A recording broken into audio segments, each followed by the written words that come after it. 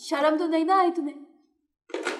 इतना नहीं हो सका कि मुझे फोन करके बता देती कि सब खैरियत है? मैं खामखा में रात से परेशान हो रही हूँ। तुम कहाँ से आई? पेशेंट ठीक हो गया तुम्हारा? हम्म। सब खैरियत?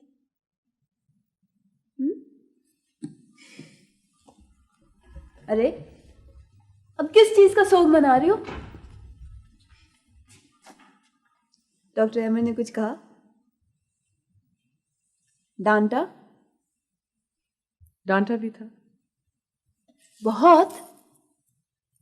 हाँ, बहुत। लेकिन उन्होंने कुछ गलत तो नहीं कहा। गलती तो आखिर मेरी थी। कमाल है, इतनी डांट खाने के बाद भी तुम्हारा मुंह का मजा खराब नहीं हुआ। और भी कुछ कहा था? और उन्होंने ये कहा कि अब फैसला मुझे खुद करना है कि मैं इस प्रोफेशन में रहूंगी या नहीं।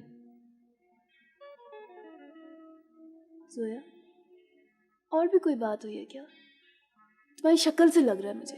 फजूल बातें मत करो। शक्ल से क्या लग रहा है? पता नहीं, कुछ लिखा हुआ है तुम्हारी शक्ल पे, पढ़ा नहीं जा रहा। बकवास मत करो। अच्छा मत बताओ बेशक मुझको, मेरा क्या चाहता है? पागल हो गई हो? कोई बात ही नहीं हुई। अब झूठ भी बोलने लगी हो?